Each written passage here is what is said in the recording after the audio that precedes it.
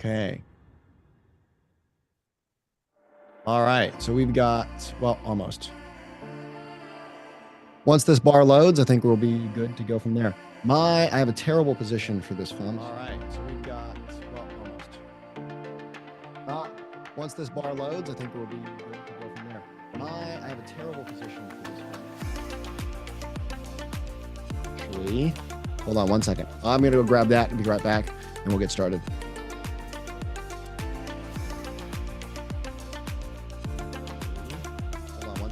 In the meantime, anybody know any good jokes? Just kidding. It's my job. Let's see. We got. In the meantime, anybody know any good jokes? Rob, do you know Hugh? You're looks like you're in Springfield. Let's see. We got.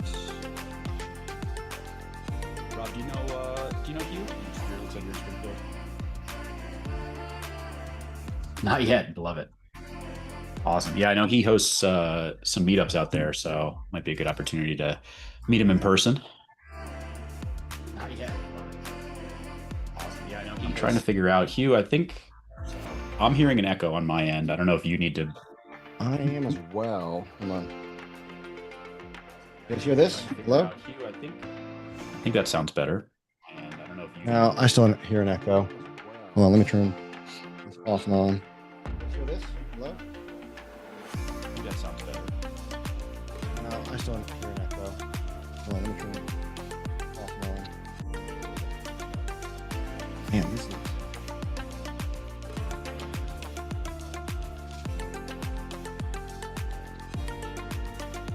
All right, test. It sounds good on my end. And if you guys in the chat, if you guys are hearing an echo or whatever, just let us know. We'll try to fix it because that's super annoying. It sounds good on my end. And if you guys in the chat, if you guys are hearing an echo or whatever, just let us know. We'll try to fix it because that's super annoying.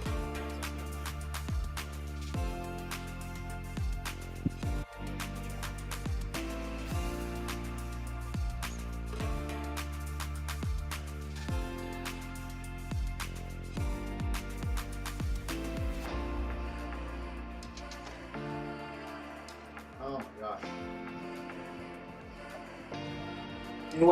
Anyone on IG Live is just getting whiplash right now.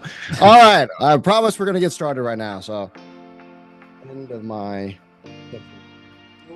Anyone on IG Live is just getting whiplash right now. All right. I promise we're going to get started right now.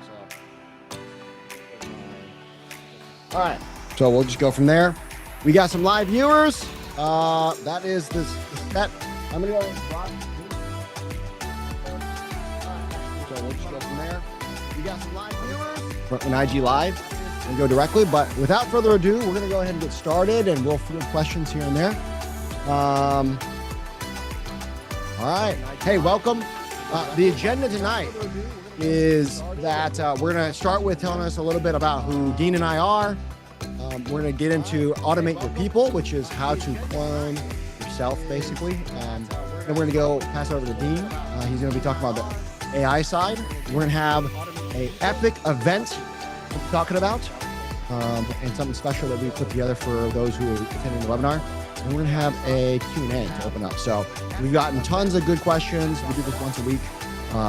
Lots and lots of questions last week and the week before. So we're excited. So we've gotten tons of good questions this week.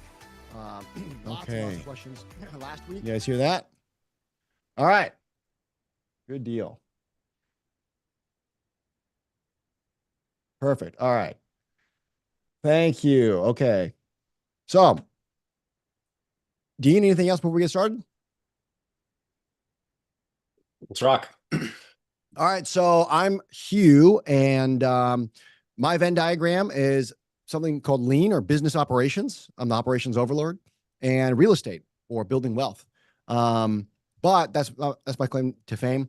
But as we go about effectively, I'm an expert at operations.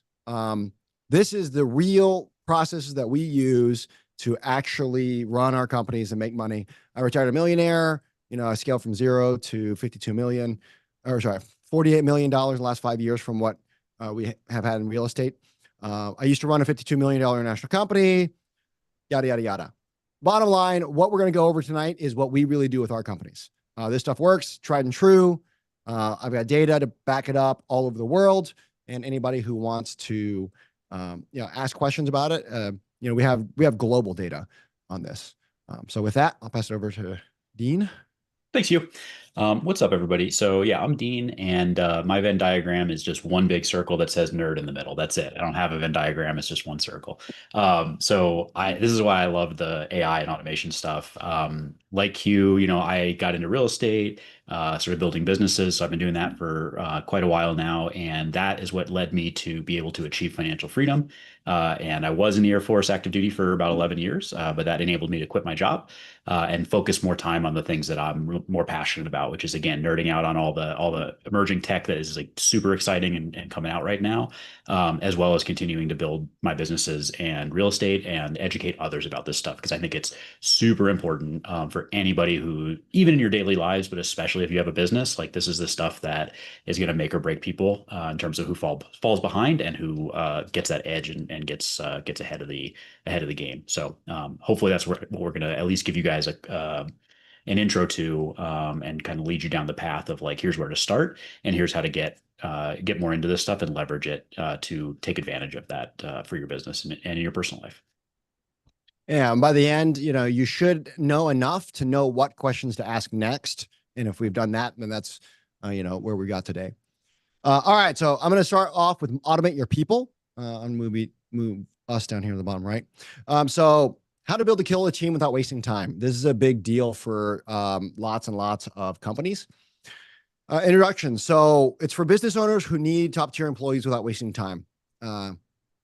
And then the other bonus is it's for people who have hired crap employees, rushed them into the company because they just needed that help right then and there.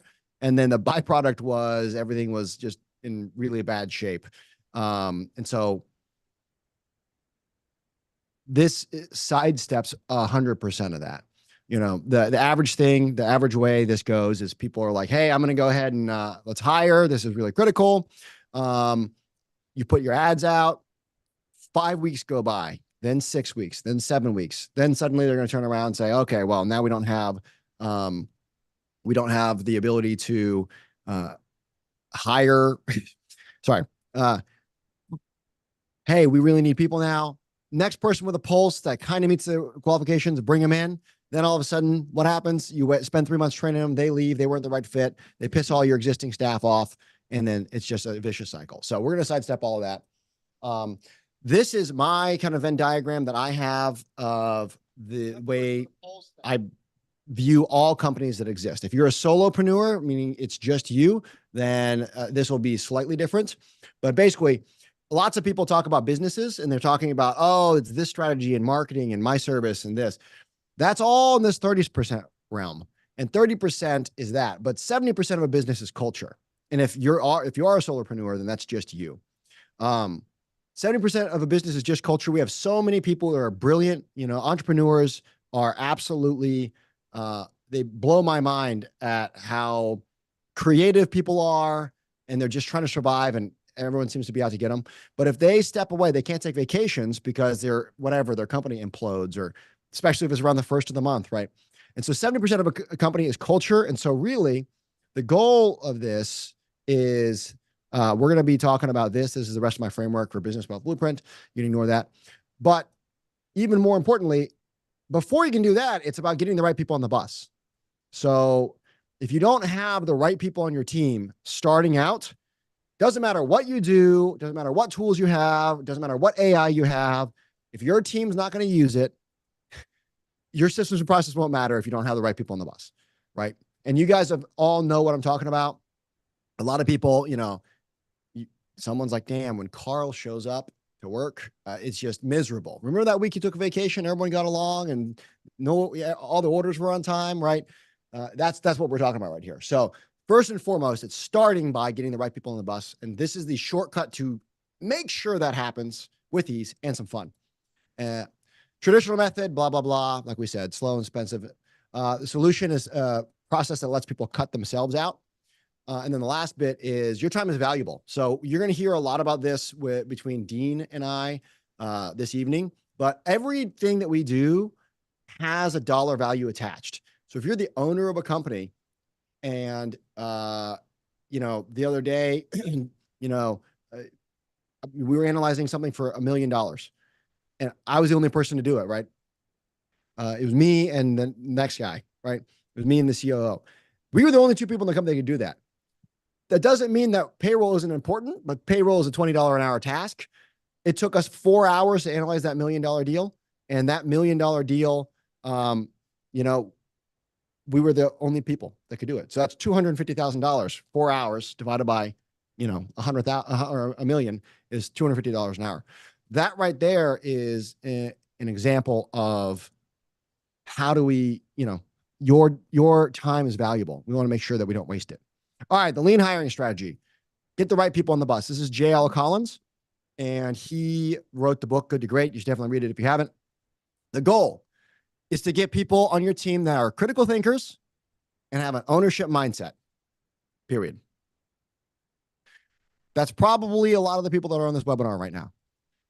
We are the people who are going to overcome challenges. We're the people who are like, you know, I'm staying late. You know, you don't have to be the owner, but I'm staying late. I'm going to make this work. I'm going to get this figured out because I have to.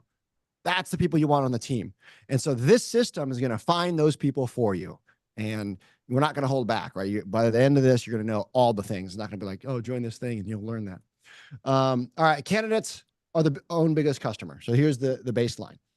When a company goes to hire someone, the biggest thing that happens is that the candidate goes from 0 to 1, always first. So yes, your team, you know, Bob's Mowing might need that other mower, but Bob's Mowing is just getting one more person. That employee is going from 0, or possible employee is going from 0 to 1. If they're not going to go out of their way for themselves to show up for themselves, then they're not going to go out of their way for you or your company. The end. It's just that simple. So so this whole thing is crafted to get the right type of person on the bus. You don't want just anybody. You want the right people on the bus. So we're going to build a way to do that. And so this is a 3-phase thing, and you're going to learn all 3 phases. Phase 1 is called bald guy theory. Phase 2 is called self-elimination, not self-illumination. There was a question about that earlier. And then the third one is phase 3 is a trial period. I'm going to break them down, and then you can have the examples. We have a PDF and a place that you guys can talk and chat about it. But bald guy theory, attracting the right people. Let's say you're on Tinder. If you're bald, right, or any dating app, right? I don't know, whatever, Hinge, Coffee Meets Bagel, whatever it is now. If you're on a dating app, you're bald, you need to include one picture at least of you being bald, period. The reason why is because if you go on date 1, if you have no pictures, you have pictures of you in hats all the time or an old picture of you, then later you go on dates, and then date 2 or 3 happens, and then they finally find out you're bald, they're going to feel lied to. And that's going to be the end, right? Or it's not going to go well. It's going to be starting off at a very wrong foot. Well, just like that, you're going to want to set the expectation before anything happens, or else, you know, things can go wrong. So that's the first one. Second thing with that is you're going to have wasted a lot of time. So people are going to self-select themselves out. If anyone gave a crap that you're bald, you're not even going to match up. So that same principle is going to be applied to what we're going to be doing. And just as a little humor and to show you, bald guy theory, this is my actual dating profile that I had before. And it worked. So I'm married here. But I was self-selecting for someone that would not find, or for someone that has a sense of humor. If they didn't like any of these photos, then we probably wouldn't get along. So I showed a very, very silly side of me to make sure that we push them to the limit from the beginning. So I never even saw the thousands of people that were like, definitely not this guy, screw that guy, right? And so, yeah, so from the beginning, you're going to film a YouTube video. You're going to put it online, and you're going to go and do bald guy theory. And then We have some Instagram people. By the way, we just posted a link, Steven. You can join the Zoom. It'll be a little bit better so you can actually see the screen. I think you have to drop it again because it doesn't. I don't think he can see previous chats before he joined. Yeah. All right. So there it is again. So you want to be upfront about who you are, so you're not wasting your time on the wrong people. So here's a fantastic example of this. We have our buddy Dave, friend of mine. He is ex-military. He's a Marine. He wanted a bro culture. He wanted to recreate a culture that was like when he was in the Marine Corps. So when he shot his video, he showed off elements of that. Another friend of mine, Hema, she is in a very corporate environment, and she shot the video in a very corporate environment. Another friend of mine, Albert shot his video, and he is a mortgage broker company that is right by the beach in Florida. And so he had a very laid back, chill, hey guys, check it out. Here's our office. Here's what's going on. Attitude. Show what you want your company to be like, because those prospective candidates need to see that, right? And then set clear expectations up front. Then, this is the important part, ask for a video, but don't require it. And so I'm going to show you guys that next. Bald guy theory. Here are our two videos. These are hiring for two different positions. I'm going to play just an extremely small section for you. I'll drop the link to these everywhere so you guys can go watch them later, because we don't have time during this one. But here's a Springfield Marine one. Howdy. My name is Hugh. I am the Vice President of Corporate We're not getting sound here. Yeah. Oh, no sound at all? Nope. Oh, hold on a second. Springfield Marine. Welcome to this video. We're so excited you are interested in our HR. All right, so.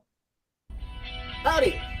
My name is Hugh. I am the Vice President of Corporate Operations. All right, so this one, the sound, the whatever. All right, we're showing you a little bit of the culture. It's pretty cool, corporate-y at this job. When we were hiring for this position, people get to see a little bit around the environment. We specialize in seating and hardware for the Marine. Right, and then we talk about what people are going to be doing. Towards the end, this is the critical part I want you guys to watch, and then we're going to see a direct comparison to this. Here at Springfield Marine, we have great benefits to include health, dental, and vision insurance, 401k plus matching, and a competitive salary. Salary will be determined based on your experience level. If you're interested, go ahead and send us your resume. But if you're really interested, go the extra mile, pull out your cell phone, turn it around, or have somebody else shoot a video for you. Tell us a little bit about who you are, where you're from, what your hobbies are, and why you think you'd be a good fit, and what you think qualifies you for this position. All right, so there's that one. Next one, I'm going to show direct comparison. This is a different company I own, and it has a different vibe. Looking for some guys for maintenance. Hold on. We're looking for some guys for maintenance mo. I'm not going to tell you what you're going to be doing. I'm going to let these guys tell you. And then I talk a little bit about culture, and then we do this. Jump to here real quick.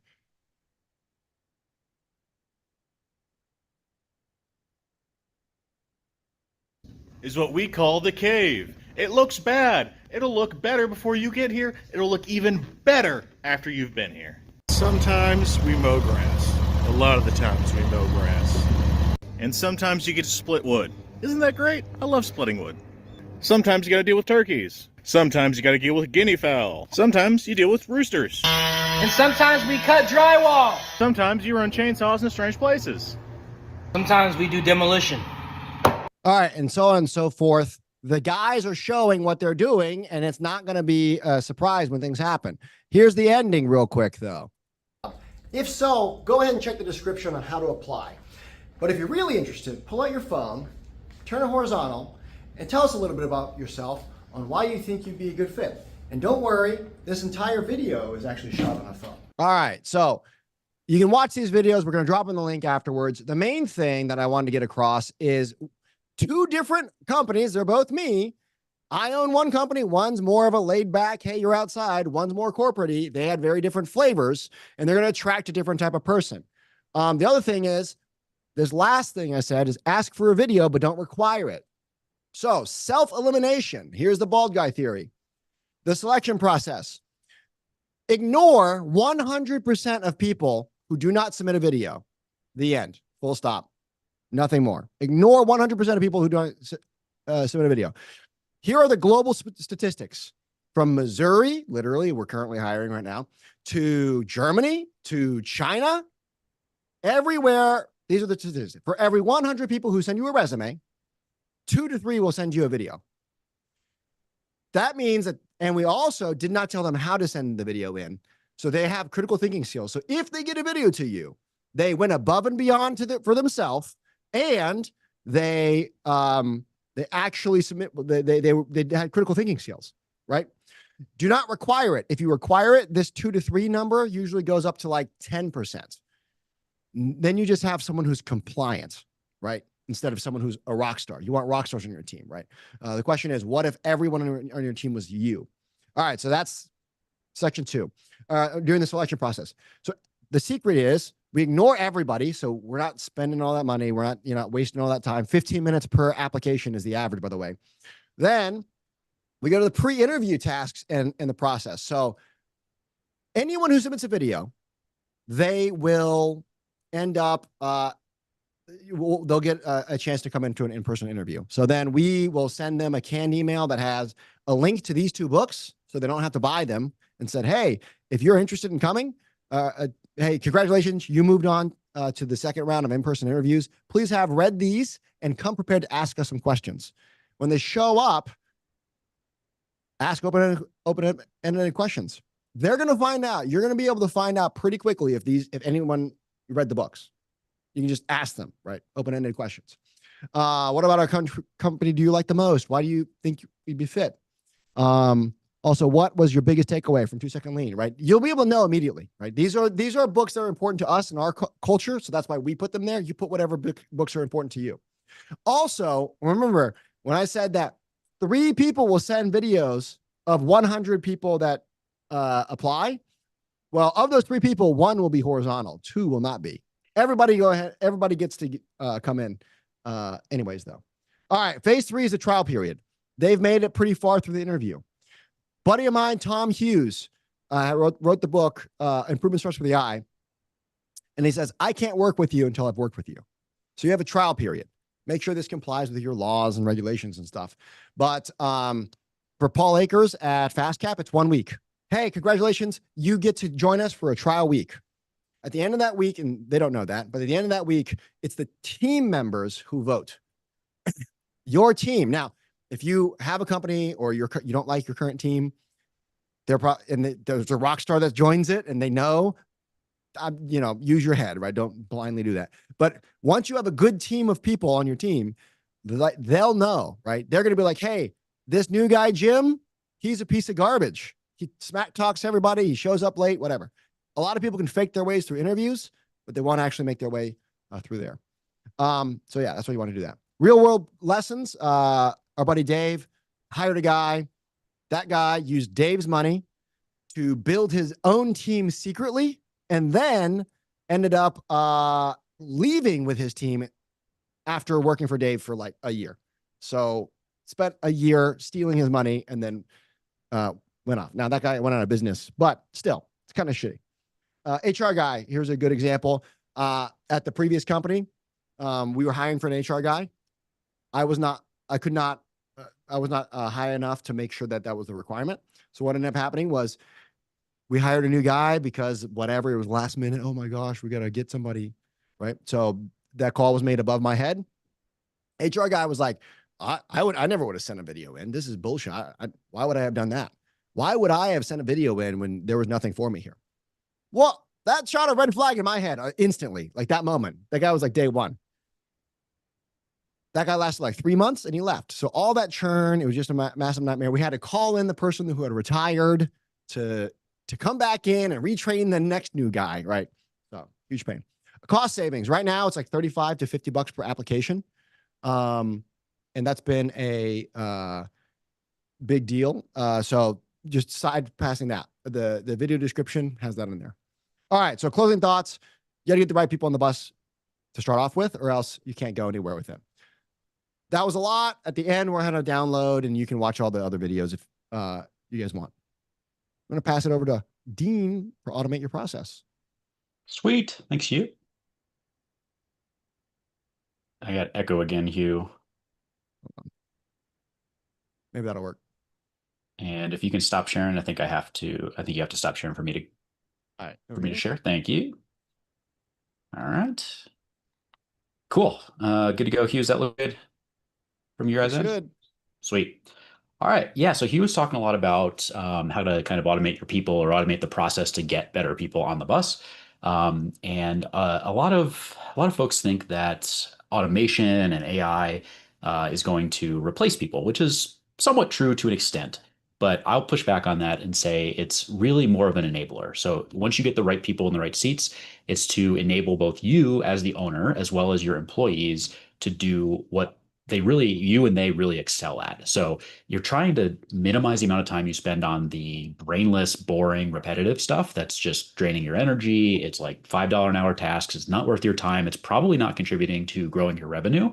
And free you up from that stuff and free your employees up from that stuff to do more of what drives revenue, what really makes your business stand out, what builds your culture, and it's more fulfilling to everybody, right? Like, would you rather be sitting in there and maybe if accounting really lights your candle, then that's different. But most people, would you rather be sitting there kind of transcribing transactions from your bank account to your QuickBooks, or would you rather be doing whatever your business does, right? If that's cleaning pools, like repairing pool equipment, roofing, whatever it is your business does, like that's what you should be spending your time on because that's what's going to build your reputation, demonstrate your expertise, and ultimately build and grow your revenue, make you more money.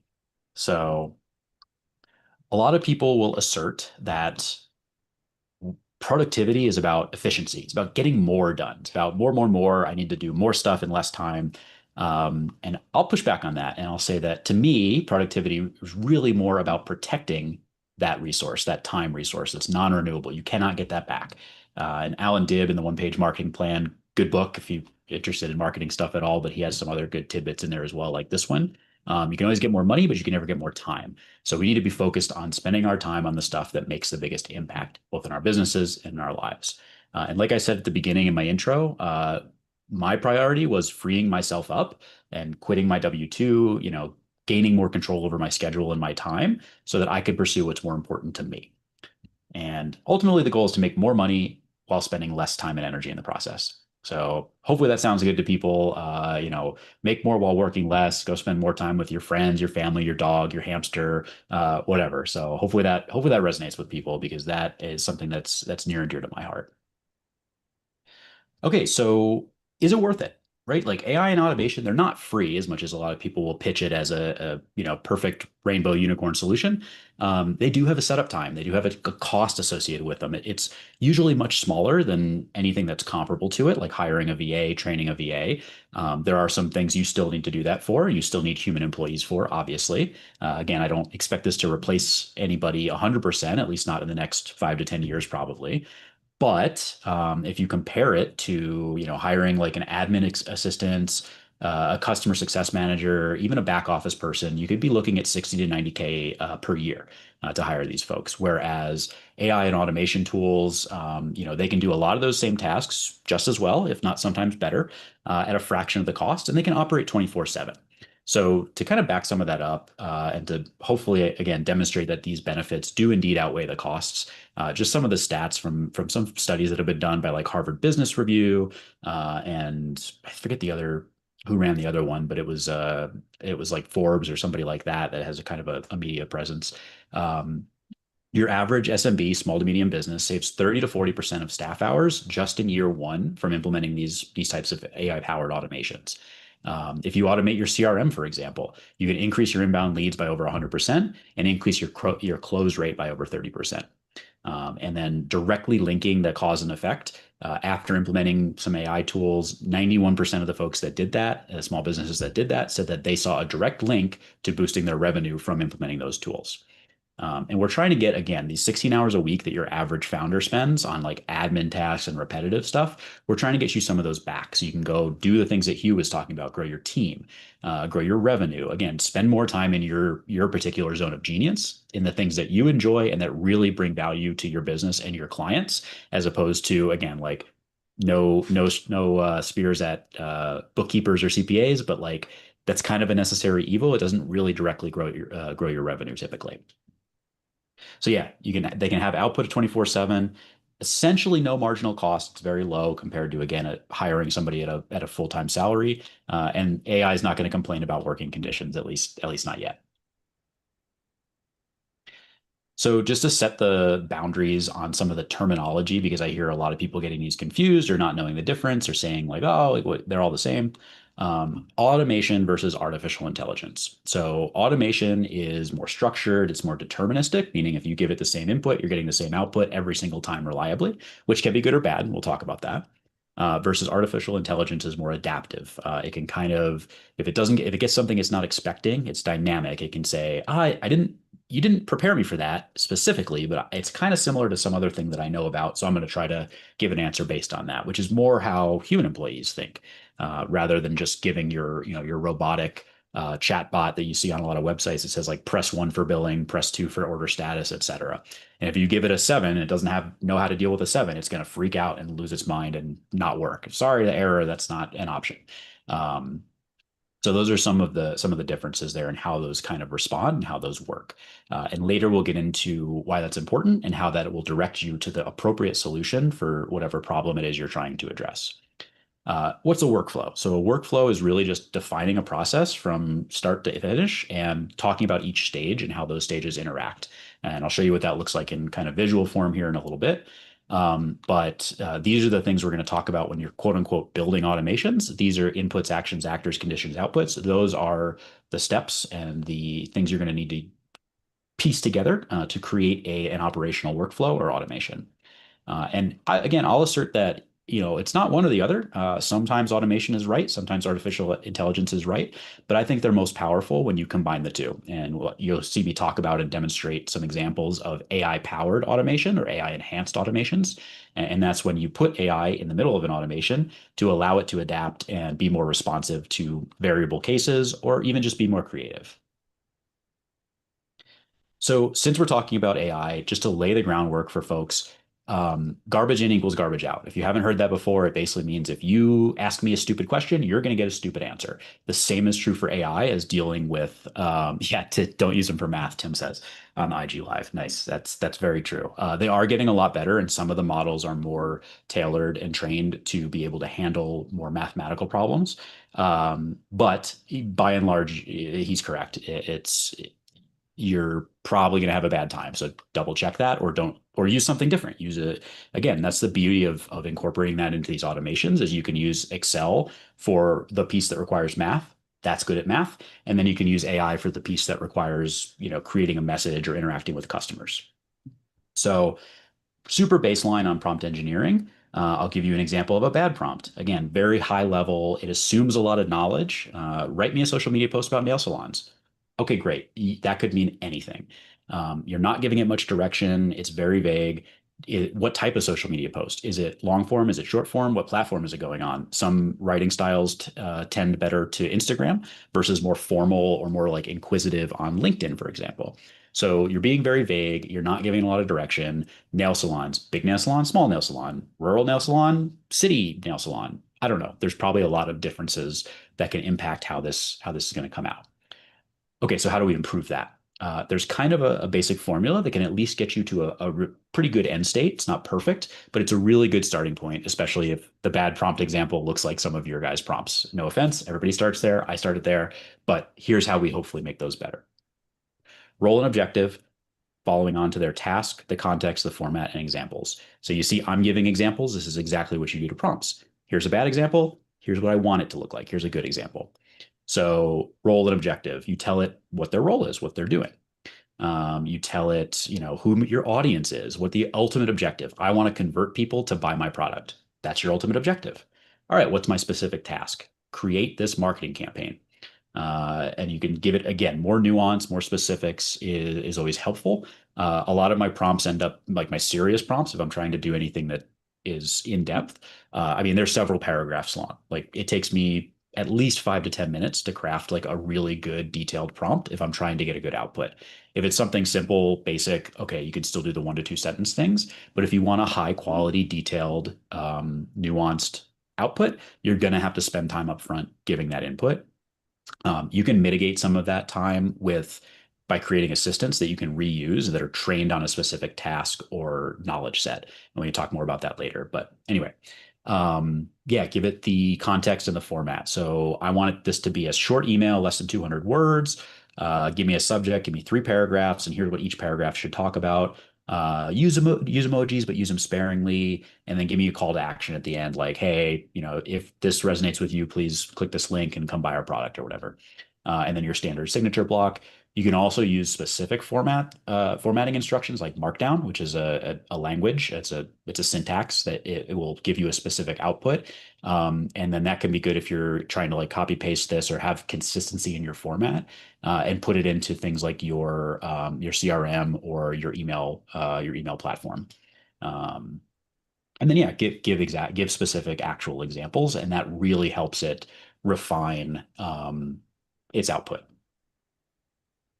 Okay, so the kind of the next level, that was 101, very basic, very, very simple. The next level, again, be even more clear, more specific, expand on that. You can control by putting kind of guardrails on. So all of the LLMs right now will hallucinate and they will make shit up. There are things you can do to mitigate that, but you always want to double check and make sure that what it's outputting is accurate and jives with what you told it. So there should almost always be a human in the loop somewhere to kind of QC this stuff, because hallucinations are still common. They're getting a lot better, and you can mitigate them by doing some of these things like telling it, hey, if you don't know the answer to this, don't make stuff up, give me an I don't know or whatever. Tell it kind of how to behave.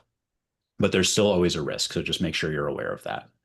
Those examples, that's referred to as shots. So 0 shot versus multi-shot prompting.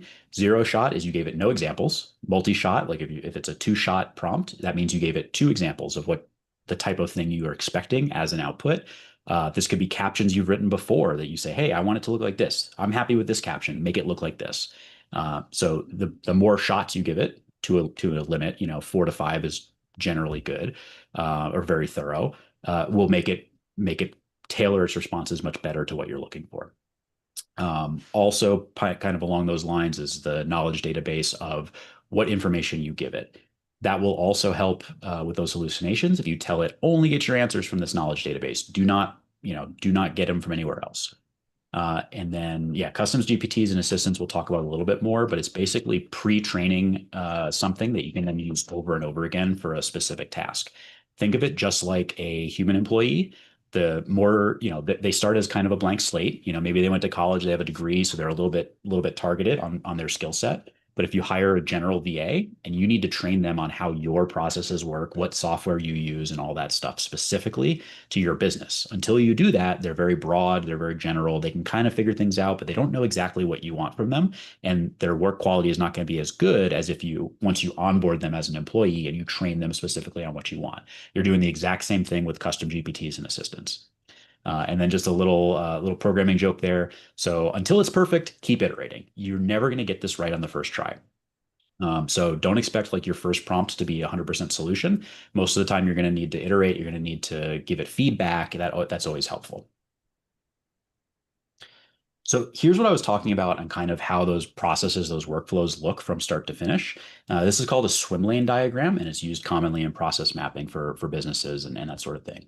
So if on the left here, you have your roles. So it's very important to distinguish roles from individuals. Individuals go into these roles, but it should be individual agnostic. If Katie and Kelly are both on your CRM team, it shouldn't matter which one of them you give this process to. They're both on your CRM team. They should both know how to do the same steps. So don't put names in here, but put roles in here.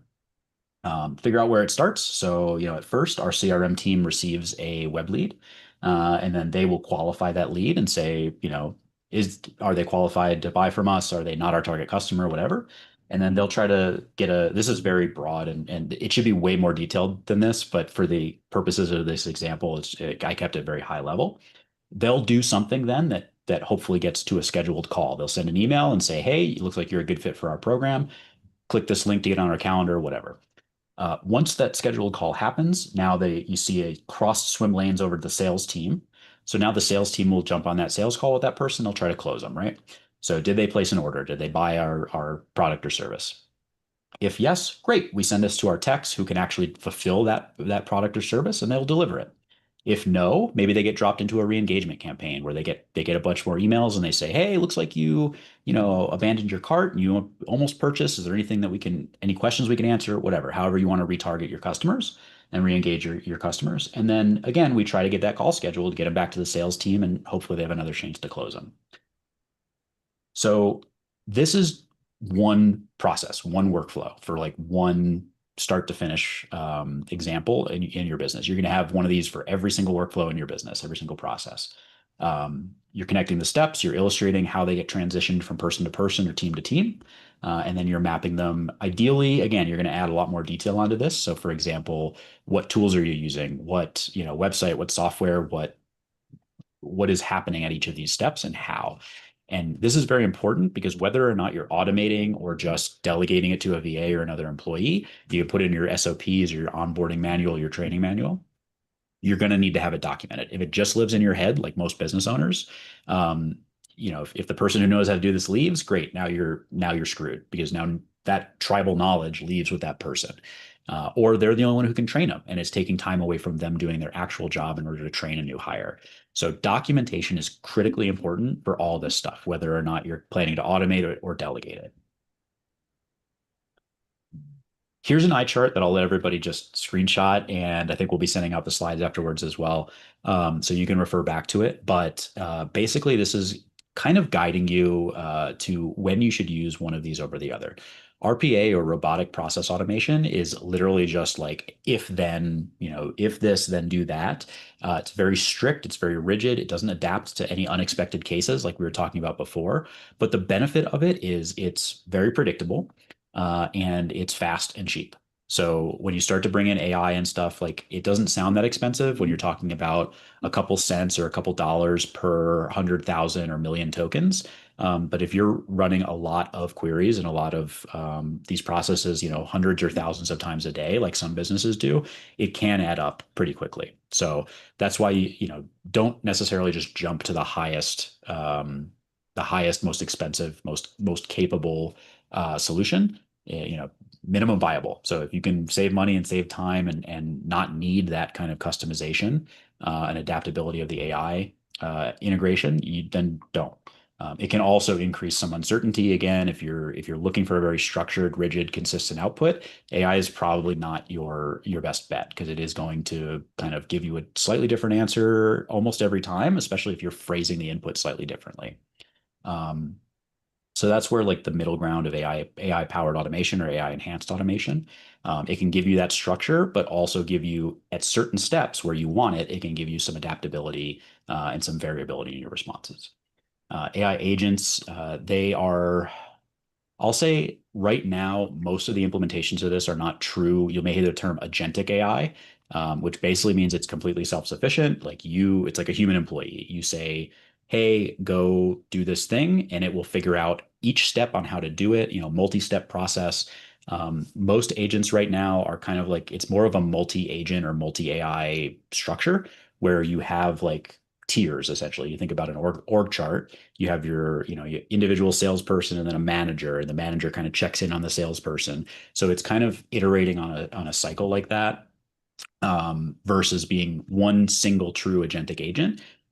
They are getting there. They do have some ones that claim to do that. I'll say they're getting close, but I wouldn't just jump straight to let me just buy this AI agent and put it in my business and expect it to do flawlessly. So that's my opinion. Some people might disagree, but all right. So again, what are the fundamentals of when you go to build that automation or you go to inspect an automation that somebody has built for you for your business? These are kind of the steps along the way. So you have a trigger, you have something that starts it off. Maybe you're watching for a form to be submitted. You're watching for an email to hit your inbox.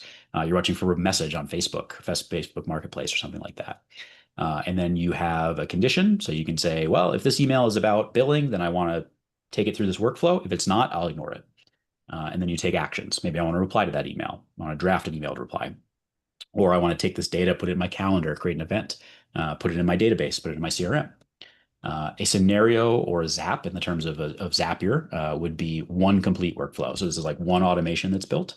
And then a module is just those individual steps in the workflow. And then, yeah, AI modules. So when one of those steps involves AI, maybe you're querying Claude or you're querying ChatGPT, that allows you to integrate AI into your workflows along the way. It's just one of those pieces. Okay, so this is one of the real world examples that I built. One of the things that irked me in our property management business is all of the Facebook Marketplace. Hey, is this still available? Right? We have a listing up there. It's literally a button they can click. It just says, "Hey, is this still available?" And to me, that shows they're not super interested. But you still want to reply to those people just in case they're being lazy, but are a legitimate lead. So instead Hey, it of me looks having like to do we're that, getting one question in. okay. What is this made with? Oh, this is make.com. Sorry. Yep. So make.com, I mentioned Zapier earlier. Those are like your two kind of premier, most common low code, no code automation builders. N8N is another one. It's a little bit more advanced, and they all kind of do the same thing. I like Make. Zapier's fine too if that's what you're used to. But yeah, an easy way to basically drag and drop a lot of these things without having to know about how to code or how to whatever. And the integrations are all pre-built, meaning you can connect it to your Gmail just by typing in your login info. You don't have to look up the API and figure out how to interface with this stuff. So what this one does is it just watches for Facebook messages. It's trained on or it refers back to my listing information for a vacancy in real estate, and it'll reply to them based on what their questions are. Their question is this still available? It'll say, yep, it's still available. Here's the link to apply. Are there any questions you have that I can help with? And it'll try to be like I would reply to it, or like a property manager would reply to it. And then, yeah, it's linked to go and scrape the listing page. So instead of me having to update it every time I make a change on the listing, the rent price or anything like that, it automatically gets that because it checks the most recent truth data. And here's an example of that assistant that I was talking about. So I train it once on how I want it to behave with this assistant, and then every time this automation is run, it queries this specific assistant, which is again just a more niche down version of ChatGPT that says, "Here's how I want you to behave in this circumstance." Here's Wait, can we another go one back one? yeah, yep. Can you point like that assistant that's in the make where you can see it? Is that the one that's the green one just before reply to Facebook?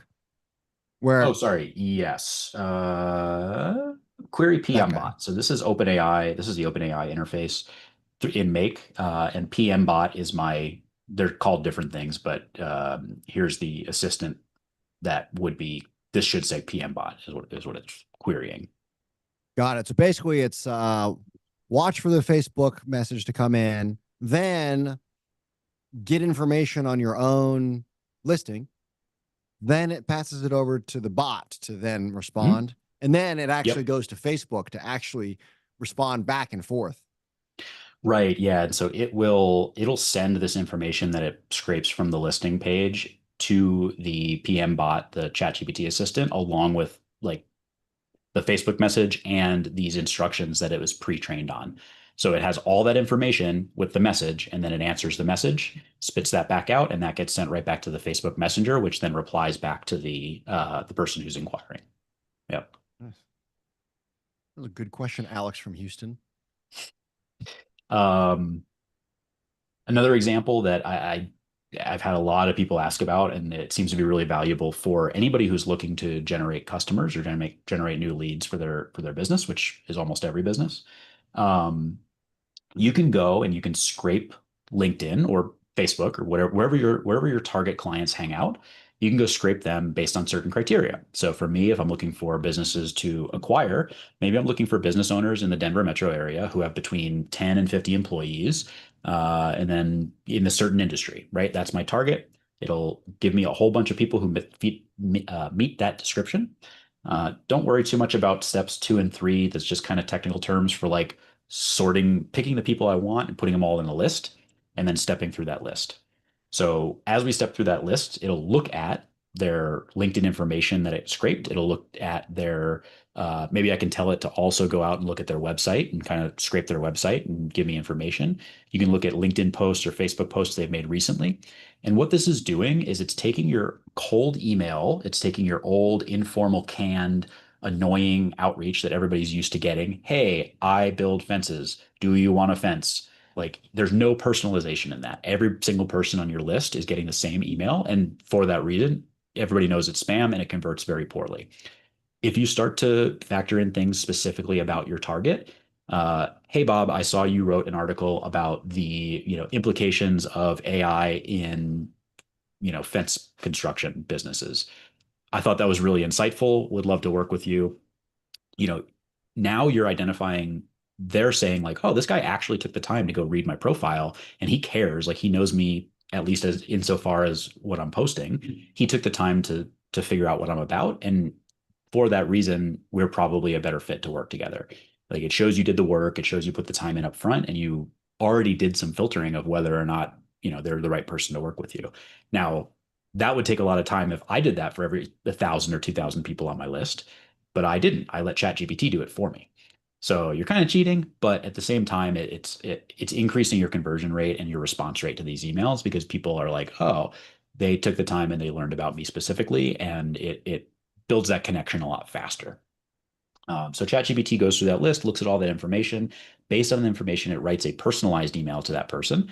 And then because the response rates on the first emails are typically so low, I just have it right off the bat, write a follow-up email immediately, even though the first one hasn't even sent yet. I say, here's the first email.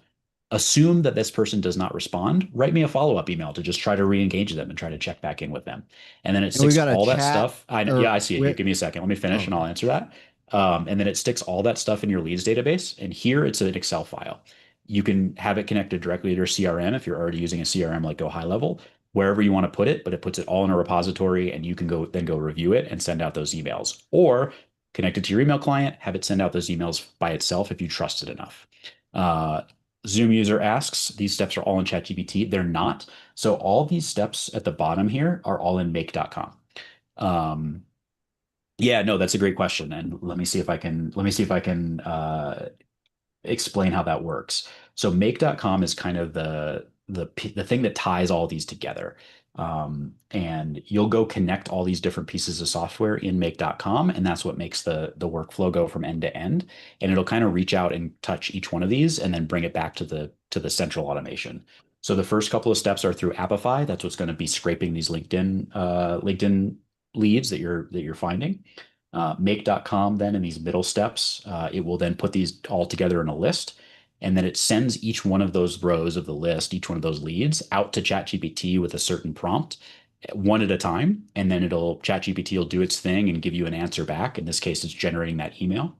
And then it pulls it back into make.com, and then make.com sends it out to in this case, it's just an Excel spreadsheet, but it will write that row in your Excel spreadsheet with however you want it to do it. But in my case, what I had it do is give me their name, their email, their phone number, their website URL, their LinkedIn URL, and those draft emails that ChatGPT created. And that's all in one row of my spreadsheet or my database or wherever you want to send it.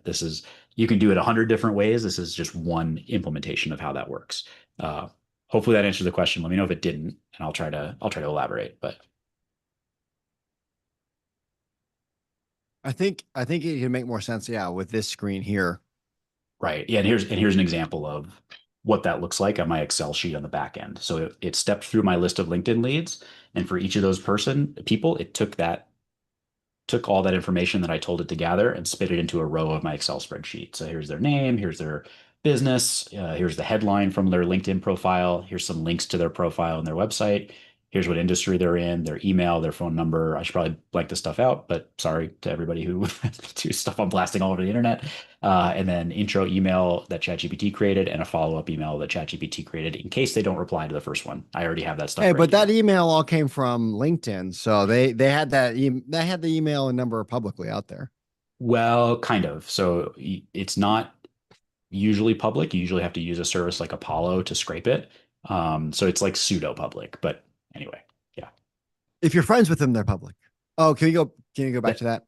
That is true. So I think to answer a question from, I think Alex from Houston. So yes, you can do this where it scrapes information.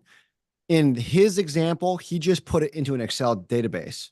However, you can have this go directly into your CRM. Even if you have an old CRM, like, I don't know, Epicor, which is horrendous, which is in manufacturing companies, it will still accept CSV uploads. So you can just build an Excel document to be what your software accepts, and it'll do that directly. Yeah, I would highly recommend having a good CRM. And that doesn't mean you're paying for CRM. It could mean you build a custom one. Some of the best CRMs that, I mean, I'm biased, but like some of the best CRMs I've ever used are the ones that I've built custom for people in Notion or in even Excel, Airtable. Like you can build it exactly how you want it, and you can build a lot of automations into those. Those Excel, you have to use something like Make, but like Airtable has automation capabilities built right into it.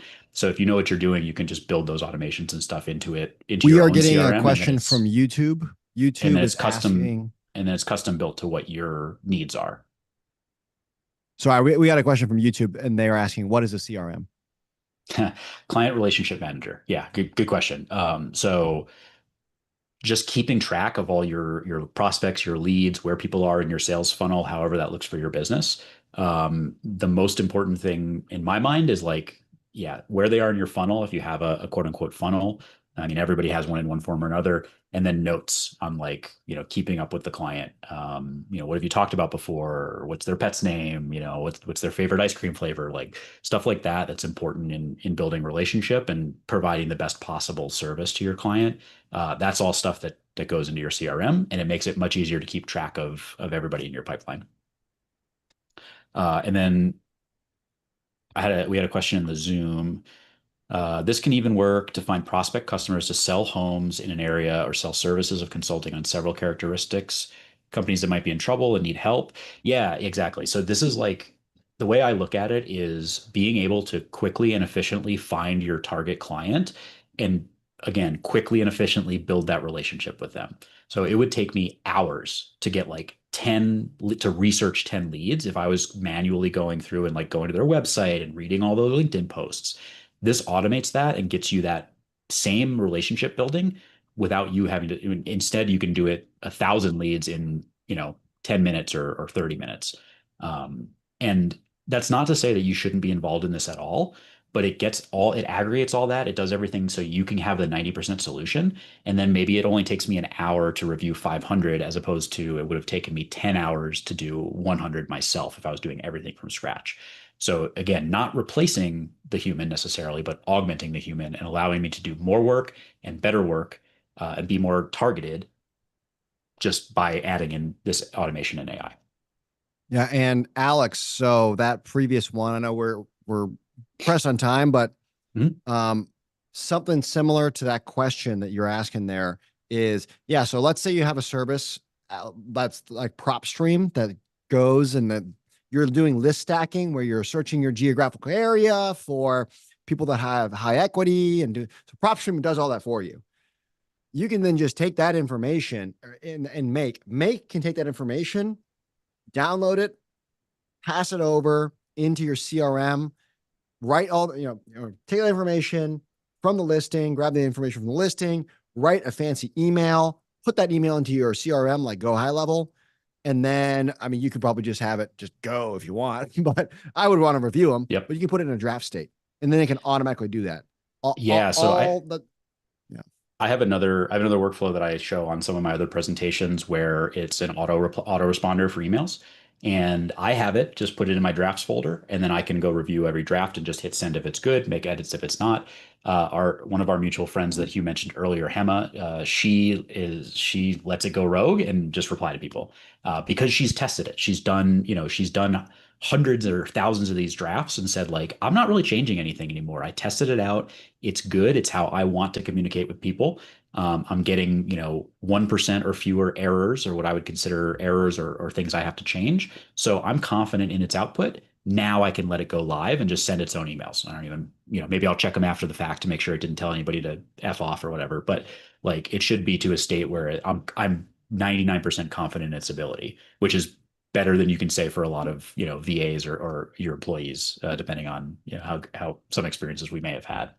So We got started a little late, and I know we're over time already, but my last slide is I like to empower everybody that I interact with, that I teach, to kind of figure out your MINs, most important next steps. So what actions can you now go take to start to implement this, or to do whatever your next step is.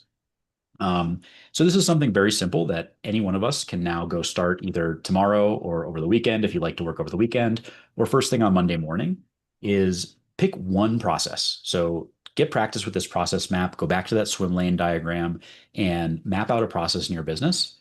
And then that's going to, like I said before, that's going to help you, even if you don't want to automate it, it's going to help you disposition it. So is this something I can just get rid of? Is it not adding value to my business? Elon Musk, I love him or hate him, that's one of his kind of core principles is most of the time we should be removing things, removing complexity, removing extra steps or tasks, not adding them. And he's had a lot of success with that in SpaceX. If you've seen the picture of the original rocket motor versus the one that they are used now, it looks way cleaner. There's a lot fewer like pipes and pieces and parts. It's a lot lighter, it's a lot simpler, and it does the same job. So they saved a ton of money, they saved a ton of time, and a ton of opportunity for error to occur in that system because they simplified it. Same thing here. Start by eliminating if you can. If not, can I automate it? Can Make.com do this for me? Can ChatGPT do this for me? It's essentially free. If not, maybe I do have to hire somebody, a human, to be in the loop. AI can't go pick up my laundry for me, at least not yet. So that's a task I would maybe need to have a human for, but I can at least hand them a document that is well documented that says, here's exactly how I want you to pick up my laundry. Here's what time you go. Here's the address of the laundromat. Here's how much it's going to cost. Here's how I want you to pay, et cetera, et cetera. So the training time is essentially zero, and the margin for error is a lot lower. Decide which method, RPA, AI automation, or just AI agent. And then go play with Make.com and Zapier. Go build it. Give it a try. They're meant to be simple. It just takes a little time to experiment with it. Or at least get to the point where you can identify, like if you're hiring somebody to do this for you in your business, be able to communicate your requirements effectively. That's important. And then again, here's that iterate again. So measure. How much time did this save me? How much money did this save me in my business? How much did this grow my revenue through my increased leads or whatever? And just iterate. And it gets better and better every time you do it, and gets to a point where it's the most effective way you could possibly have it. All right, I'll throw it back to Hugh. All right, give me 1 second here, and I will share the screen. One moment here. All right. Really quickly, I'm gonna pull this over here. Bring this up.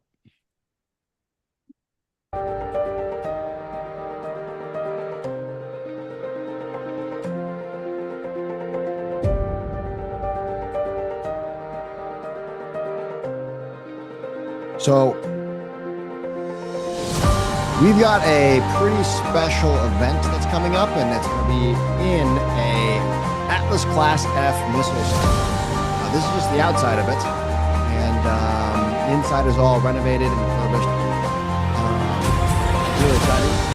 But we're going to basically be going through, I'm going to share with you guys a little bit about what's going on with it. But the event has been really awesome. We've already done a few. If anyone on here has been to any of like Dean's ski retreats, this is going to be a similar vibe, but instead of more retreaty, it'll be more workshop based. It's going to be 2 days, all inclusive. You're going to get 2.5 days, room and board, all food, 2 custom built AI tools. So a lot of the stuff that the questions that we got from Facebook and YouTube and on the webinar have been about. We're going to be building those, but we're going to be building those with you specifically. It's there's 2 cohorts. It's in August. So we'll be dropping this link here so you guys can see it. But basically over the course of the 2.5 days, and we have testimonials from, folks that have come here before.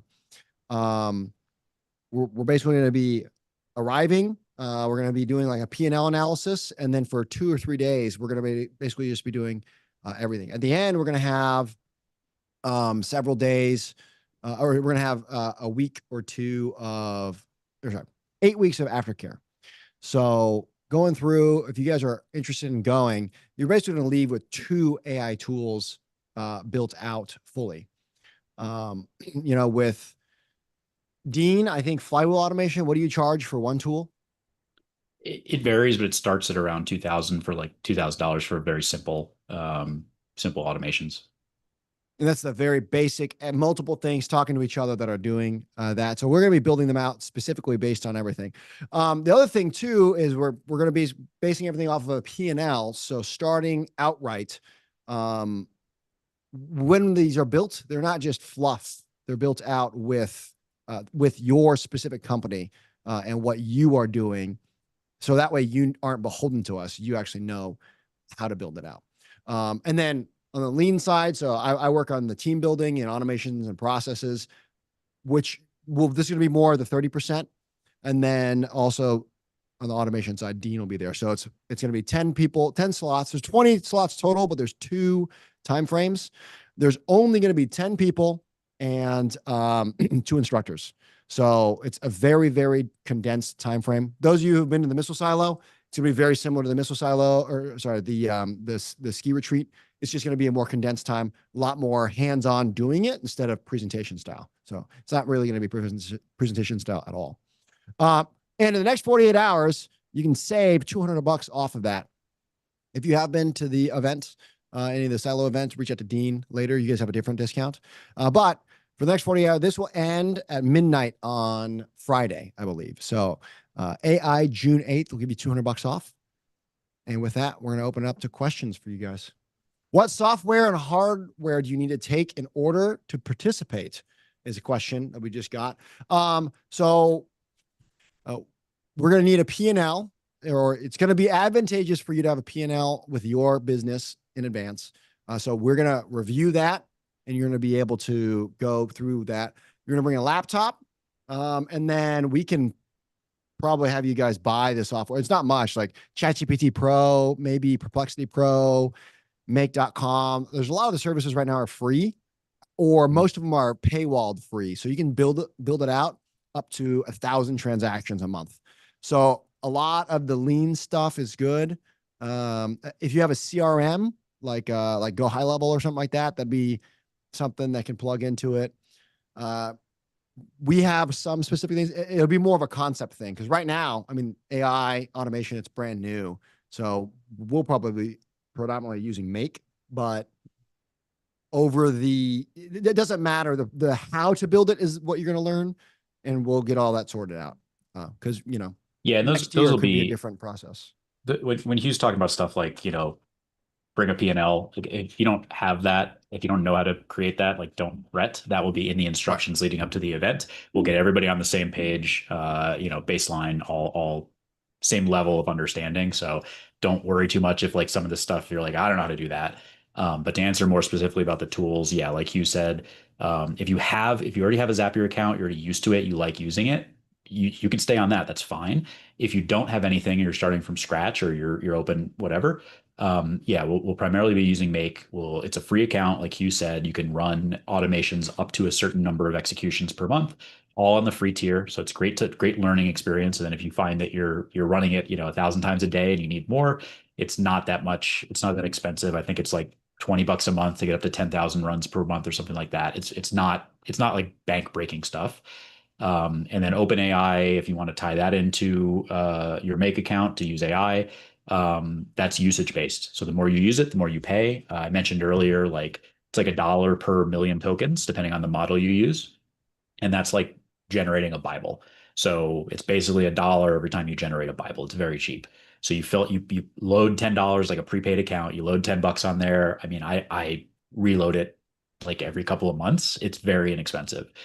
Same for the other LLMs like Claude and that sort of thing. So, but yeah, we can show you how to get all that set up. I think the free one is like you get 100 tokens per day. Every 24 hours it resets or something.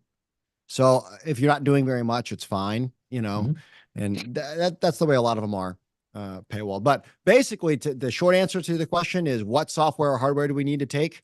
You're going to need a laptop. you might be able to get by with a tablet, but I would bring a laptop. And then, yeah, that's pretty much where that'd be the starting point. The only exterior costs are going to be getting yourself to an undisclosed location in Kansas.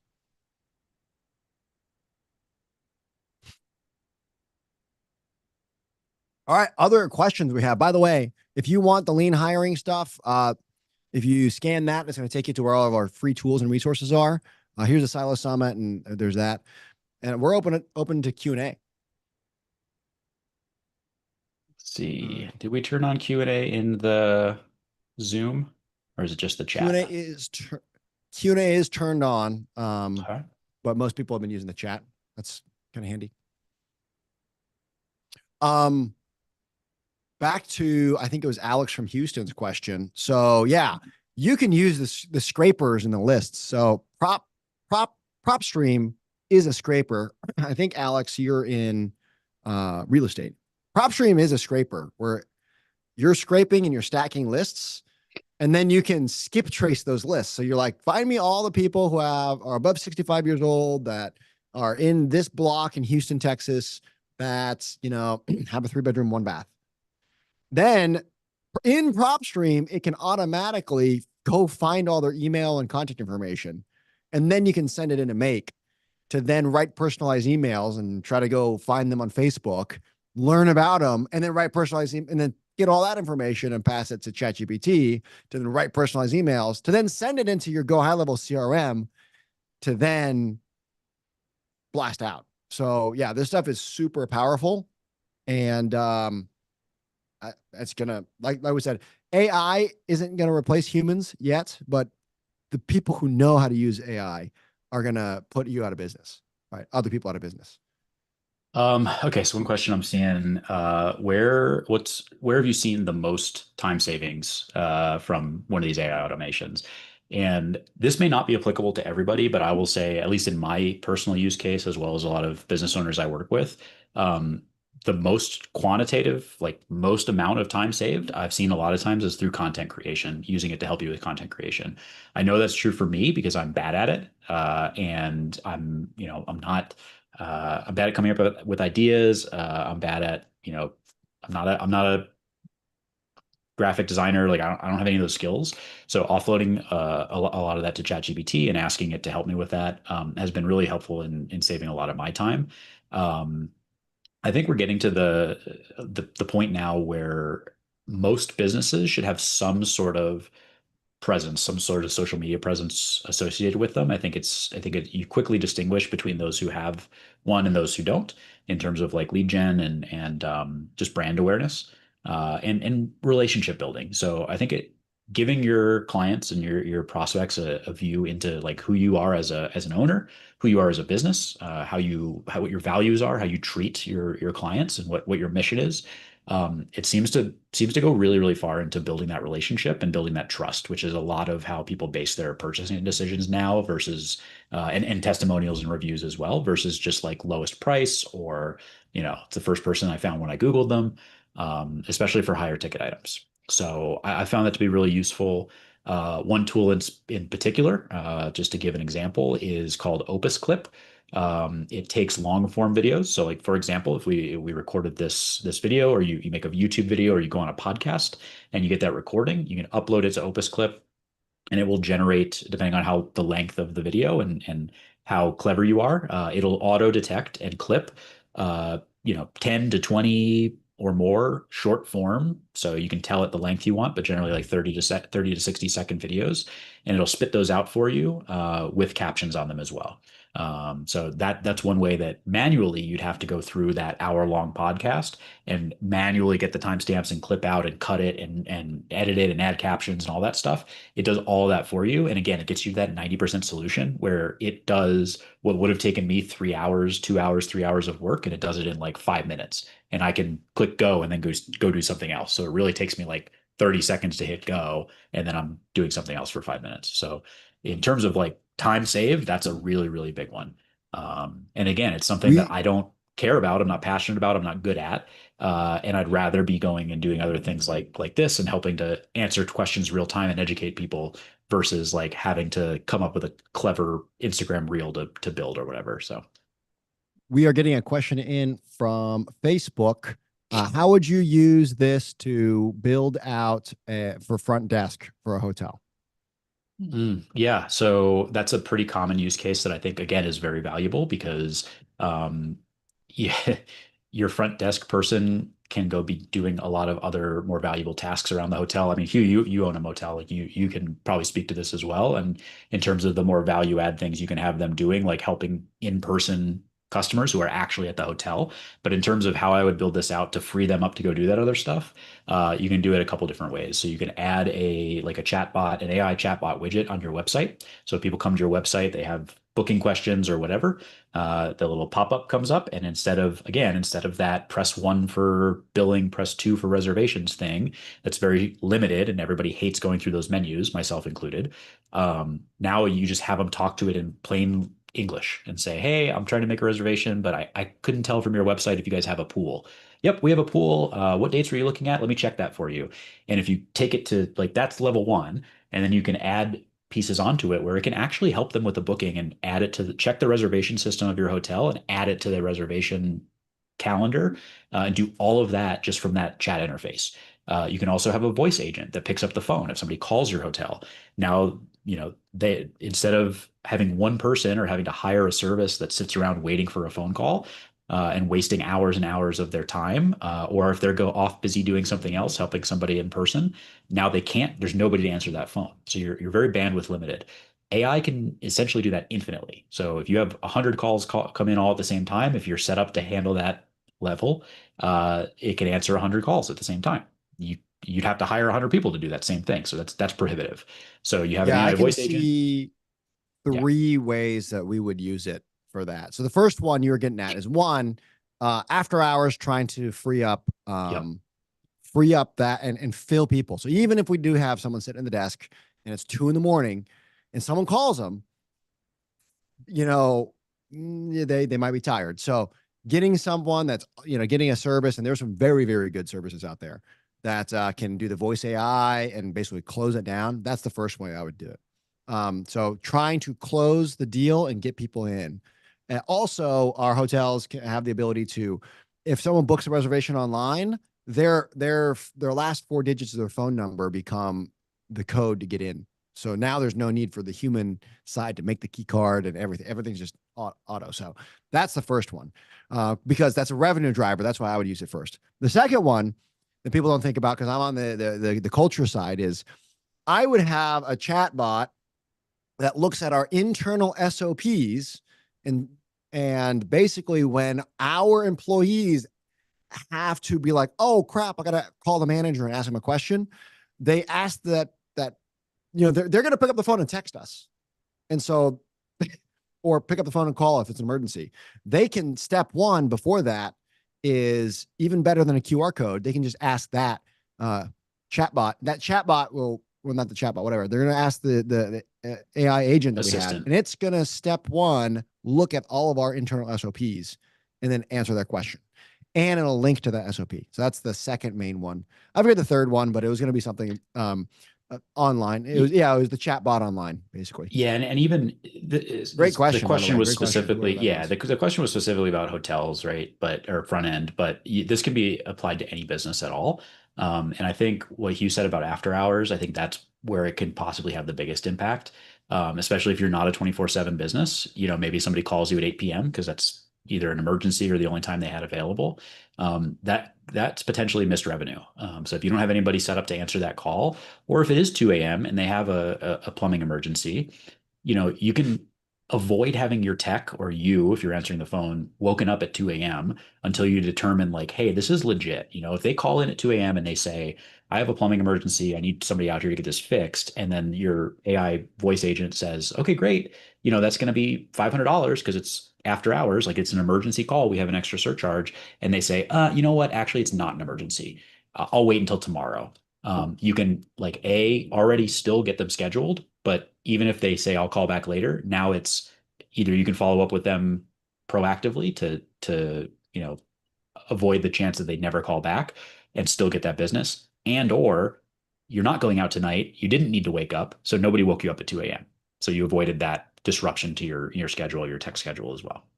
I was gonna say the plumbing one. I did this to 3 companies this week, because it was the same. I had an emergency, and I was like, I need a plumber right now, and I Googled plumber because I knew my guy was busy on another project. So I Googled plumber, and I just hit the first one, and I called them, and they didn't answer. Yep. And I picked so I went to the next one, and I called them, and they didn't answer. And then I went to the third one, and I called them, and they did answer, and they're the one who got the job. If you had an AI agent that does that, and they're just like, and you know what, that person was like some random front desk person that was like, oh yeah, let me get you on the schedule. The agents are 100% capable of doing that right now, and they don't sound fake. They sound really real. Yeah, I forget the exact statistic, but it's well over 80%. If you do not immediately get back, like if you miss a call and you do not immediately text or call back that person, it's like 80 to 90% plus of that business will go somewhere else to a competitor. So it's very important. While I was on that call, on the third call, the first guy tried to call me back, but I was already on their call. So I was like, all right, well, it sucks to suck. Like, answer your phone. I've been there as well. I've submitted inquiries to people and I did not hear back quickly. And then even 5 or 10 minutes later, I'd already gotten scheduled with another company. So that's how important it is to speed to lead or response rate. It's very, very, very, very important. Yeah.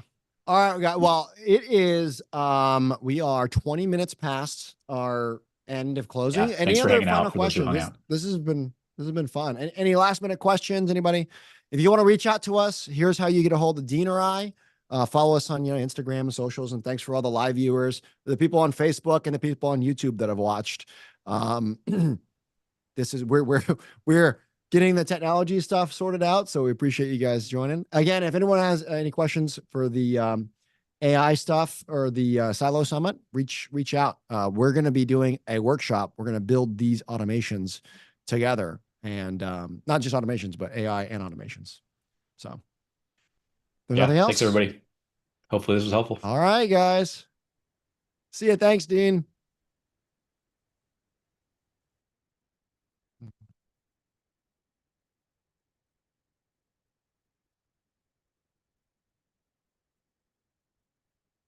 And see you guys, users. Thank you guys so much for coming.